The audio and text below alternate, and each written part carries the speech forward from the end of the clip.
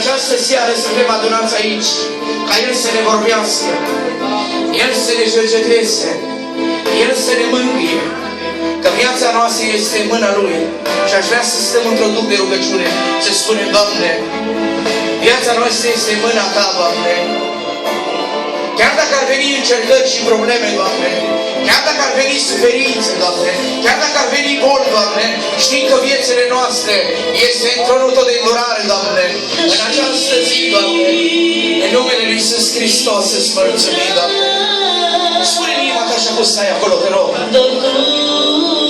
Doamne, m-ai ajutat când i-a strigat, Doamne. Atunci când am fost și în spitale, Doamne, atunci când am avut nici pâine pe masă să pune, Doamne, am strigat spre Tine, Doamne, și Tu ai venit în ajutor, Tu ai venit în sprijinul meu. Poți să spui? Doamne, să mulțumim, ești aici. Viața noastră este nimic fără Iisus. Am fost în lume fără Iisus. Viața noastră nu a fost nimic. N-am avut propășire, n-am avut binecuvântări, dar știm că atunci, în viața noastră, viețile noastre, ne-am dedicat lui Dumnezeu și am avut propășire, am avut înaintare, am avut trecere, El este stăpân. Doamne, să mulțumim și aici. În orice zi ești cu noi, Doamne. O, să mulțumim, Doamne. Binecuvintează poporul Tău.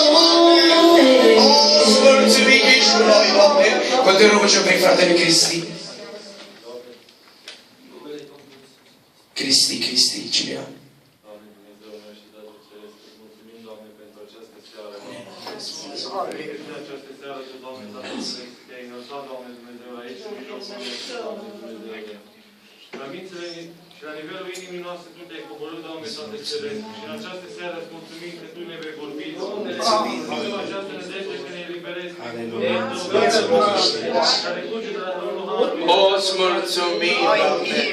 Te laudăm, Te binecuvântăm, Doamne, în numele Lui Iisus Hristos. Aleluia.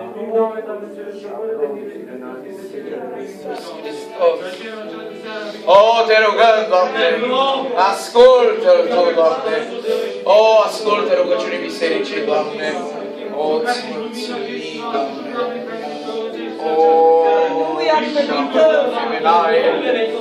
O, oh, ce bine este prezența Ta, Doamne! Ce bine când cobori prin Duhul Sfânt, Doamne! Ce bine, Doamne, când cobori în fiecare inimă!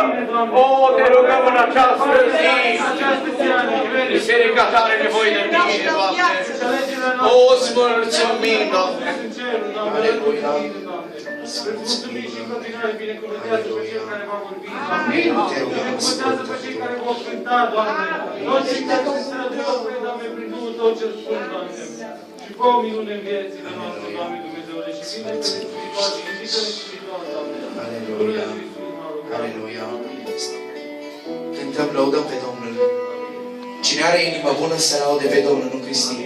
Penticostal, baptiști, nu contează. Tu, Domnul, e aici. Aleluia! Dacă ești o frunză bătută în stânga și dreapta, sau dacă crezi că ești alungat, sau dacă crezi că ești părăsit, Domnul este aici.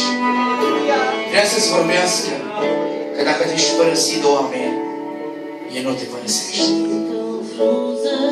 Îți mulțumim că ești cu noi, Doamne. O, Doamne, de câte ori am simțit că suntem purtați.